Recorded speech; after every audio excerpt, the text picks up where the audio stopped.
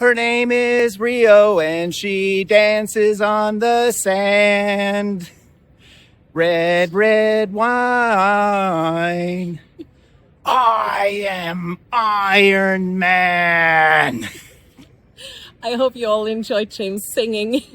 Maybe you can guess from the songs where we are. We are in Birmingham.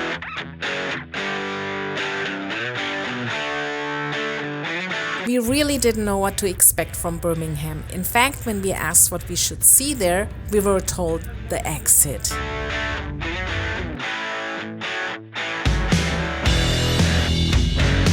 We rolled into the city by train, stepped into the famous bullring in Grand Central, and were greeted by Ozzy the Bull himself. And right then, we had a feeling Birmingham just might surprise us.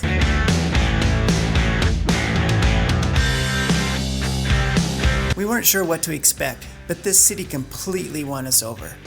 So, is Birmingham one of the UK's most underrated cities? Let's find out.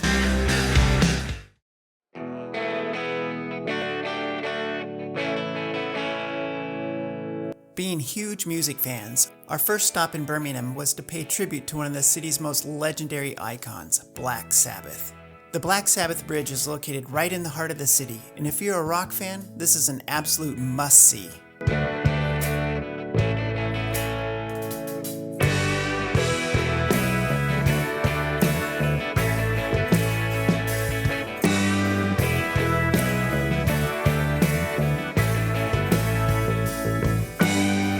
We tried to find Black Sabbath guitar legend Tony Iommi's star on Birmingham's Walk of Fame, but we failed.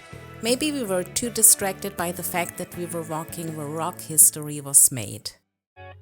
Broad Street was home to the legendary Rum Runner Club. The club is long gone now, but this is where Duran Duran got their start. Imagine coming here in the 80s, neon lights, new wave music, and Duran Duran playing before they became superstars. Did you know that Birmingham has more canals than Venice? And Brindleyplace is a perfect place to explore them all.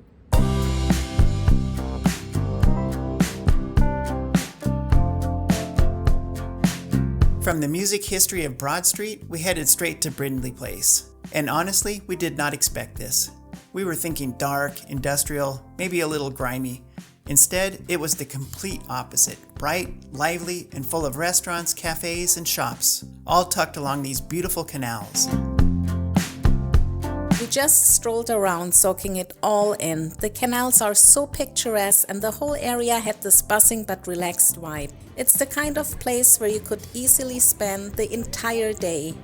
Birmingham is way cooler than we ever imagined.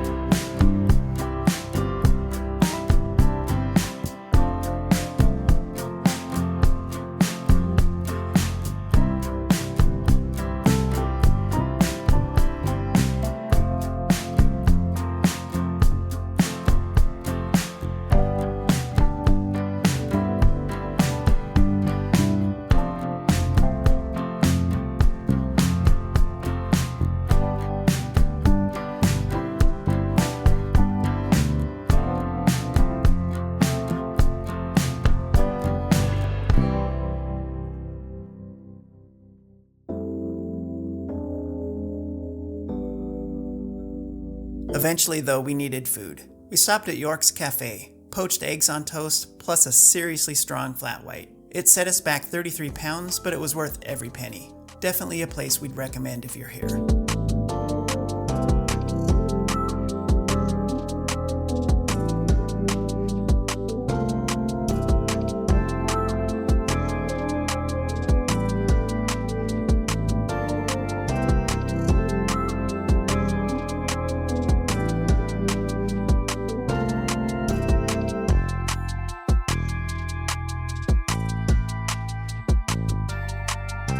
After lunch, we popped into the Ikon Gallery. It's in this gorgeous Victorian building and has contemporary art exhibitions. It's not huge, but the exhibits were powerful and thought-provoking. And the best part? It's free to enter.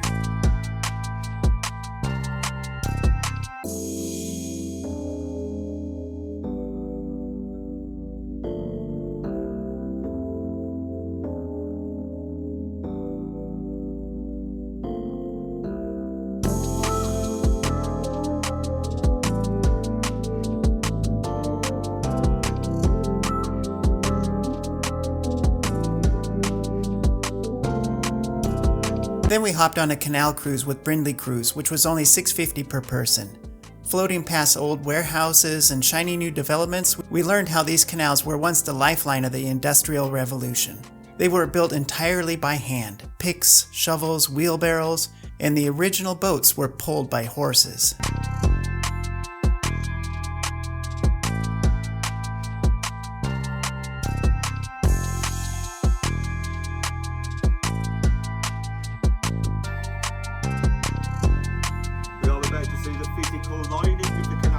Well, let's just say our guide had a very thick Brahmi accent, so we're pretty sure we learned all of that correctly.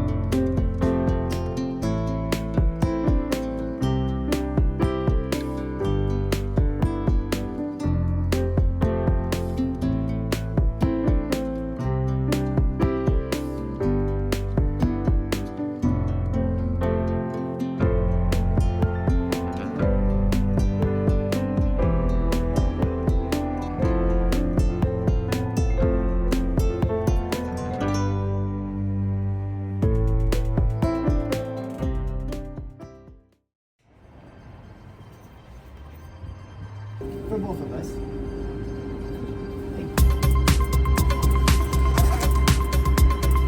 Cheers.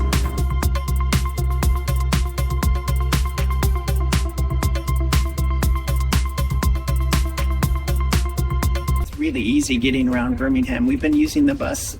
We've been able to get everywhere. Single ride, Next stop, £2.90.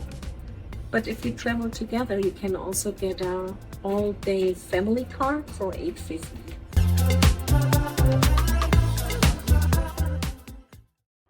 This is the childhood home of the Prince of Darkness, Ozzy Osbourne.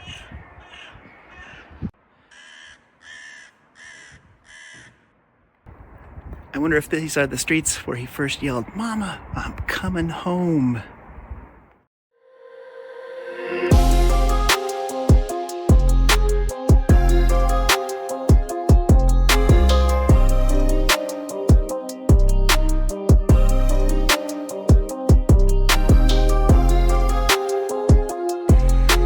We stopped at Victoria Square, sitting watching people at the beautiful fountain.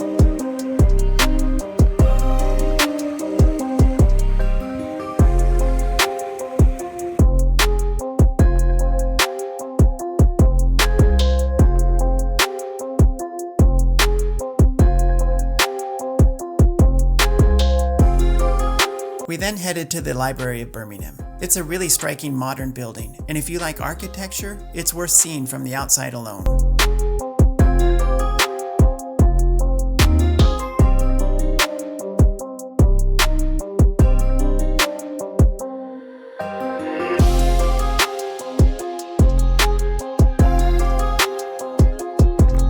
We're inside Birmingham's library, which is the largest public library in Europe.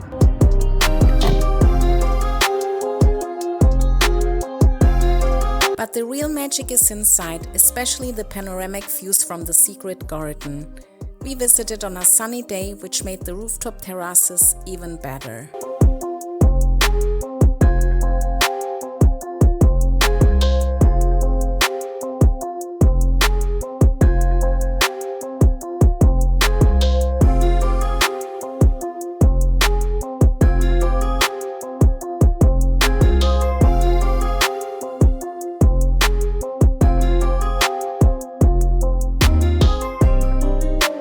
miss the Shakespeare Room. It's located at the top and feels like stepping back in time. Just make sure you check the opening hours before you go so you don't miss it.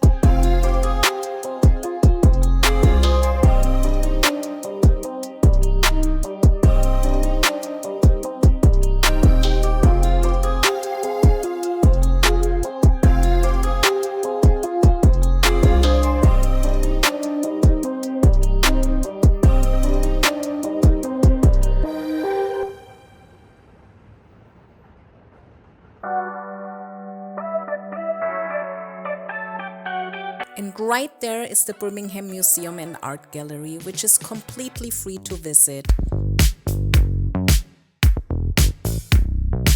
We especially love the Made in Birmingham exhibit. It's all about the city's identity and culture. We learned some of the most famous Brummie sayings, like 100,000 welcomes, City of 1,000 trades, and my personal favorite, it'll be finished when it's finished. I feel like that last one could be our travel motto sometimes. So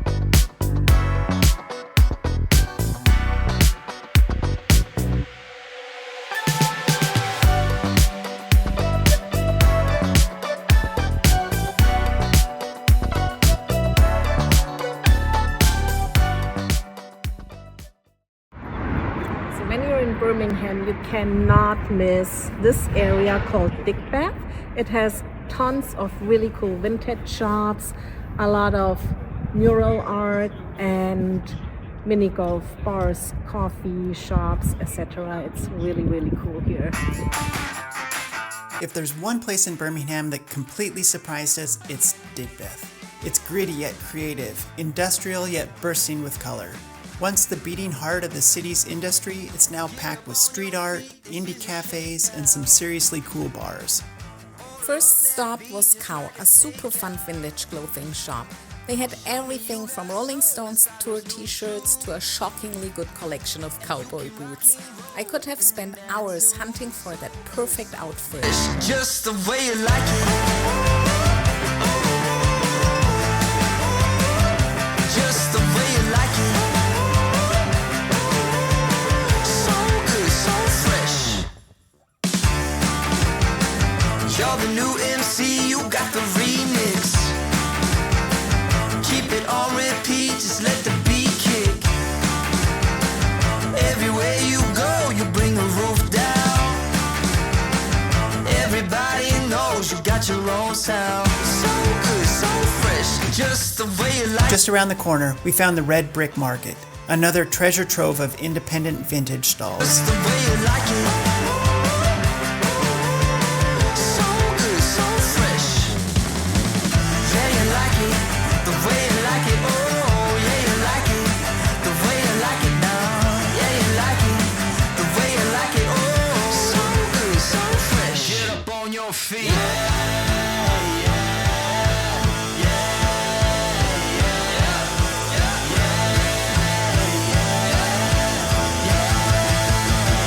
Show me you got soul.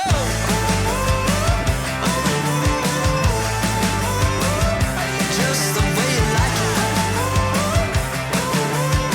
So good, so fresh. The way you like it.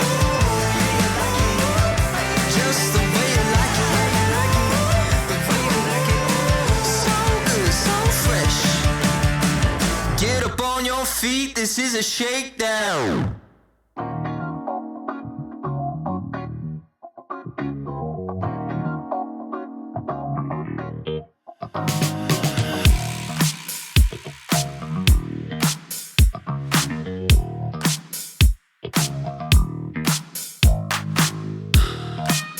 And then there's the Custard Factory. Once home to Bert's Custard, it's now a creative hub full of quirky cafes, record stores and indie shops. Definitively one of the coolest parts of Birmingham and a must-see.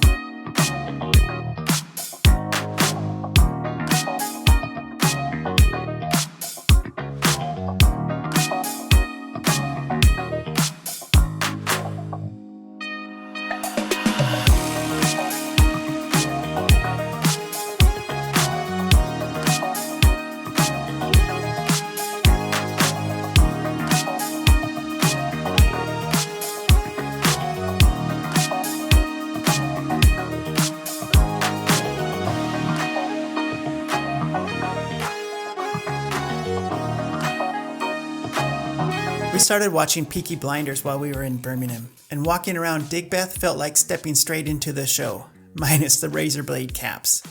The real bloody Peaky Blinders did operate in the city, but the series was filmed mostly elsewhere. Still, with Digbeth's moody old brick buildings and incredible street art, it's hard not to imagine them lurking in the shadows.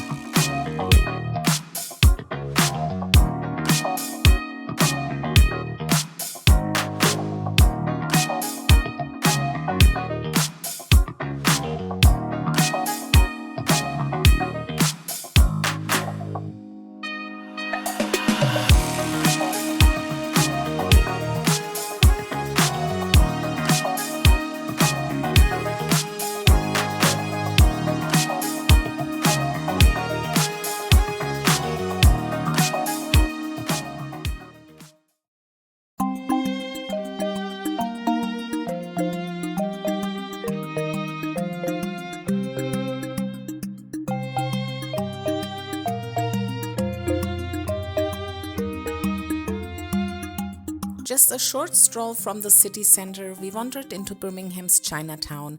It's small but full of life, with colorful signs, sizzling street food smells, and a mix of Asian restaurants and cafes.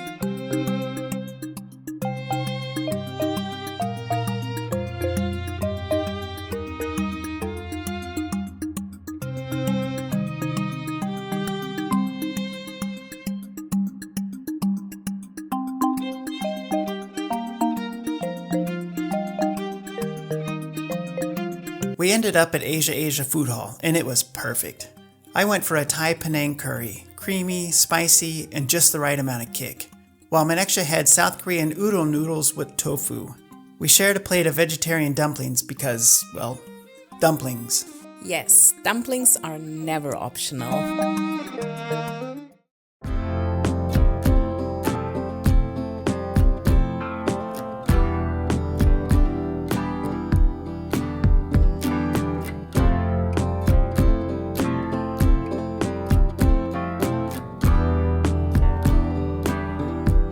From the outside, the Great Western Arcade looks like it's been frozen in time, but in the best possible way. Inside, it's a mix of old world charm and tempting little shops, hat shops, whiskey shops, wine shops, and even a proper old-fashioned sweet shop.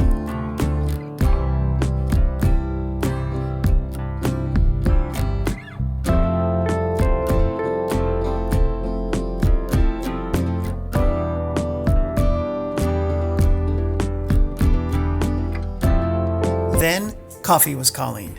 We found Morridge, Oats, and coffee, and walking in felt like stepping back into the 70s. Bright reds, oranges, yellows, and Andy Gibb playing in the background.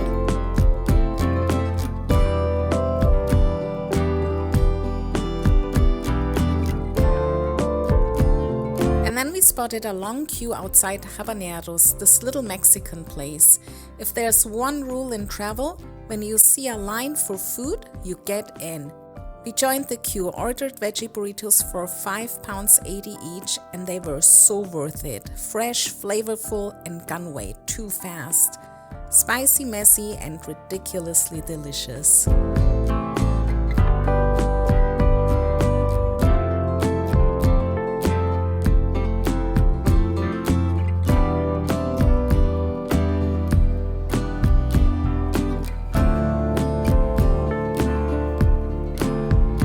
And then came one of our favorite finds, Tilt. It's a pinball arcade and a craft beer bar. We grabbed a nice hoppy Northern Monk and enjoyed a soundtrack of Iron Maiden, Van Halen, and ZZ Top. Honestly, that combination just might be the holy grail. Craft beer, pinball, and rock music. Pinball and an IPA, thank you.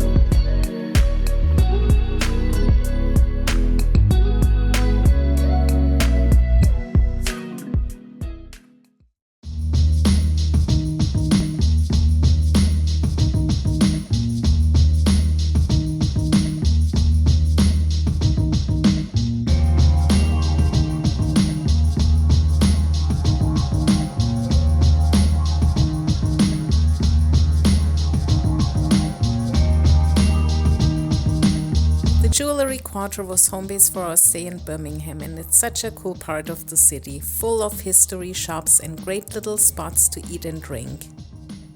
But the real highlight here was meeting up with our friends Sarah and Steve from Travel Lifestyle Golf.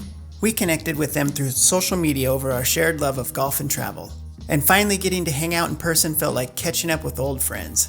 We met at SKRATCH Golf, right in the heart of the Jewellery Quarter. Paul from SKRATCH Golf greeted us like we were regulars, gave us the grand tour and showed us how everything works. There's a bar, 6 hitting bays and a partnership with a local pizza shop, so you can have a pint, swing a club and order a delicious pizza without even leaving the fun.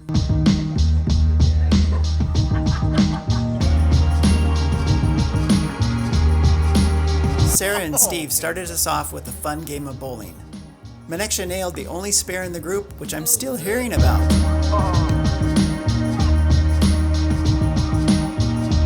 And I got the dreaded snake eyes, the impossible 7-10 split, which I almost picked up.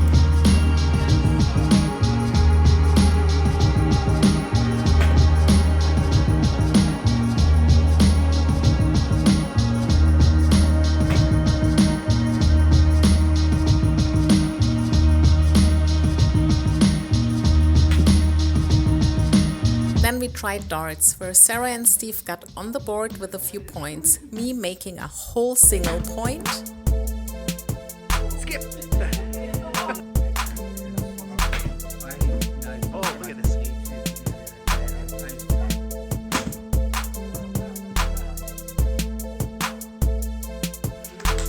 And it turns out James is actually pretty damn good at darts.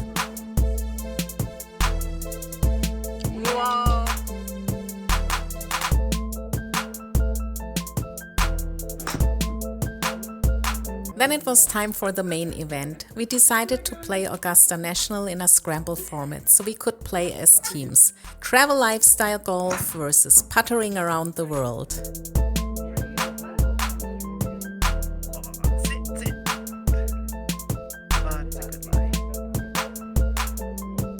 Sarah and Steve absolutely crushed Amen Corner. The par 4 white dogwood 11th, hitting over Rays Creek, the famous par 3 12th, and trying our luck on Azalea, the infamous par 5 13th. They played Amen Corner like pros, finishing just 1 over par. We gave it our best shot, but they totally killed us. This day was so much fun. Sarah, Steve, we can't wait for a rematch somewhere in the world.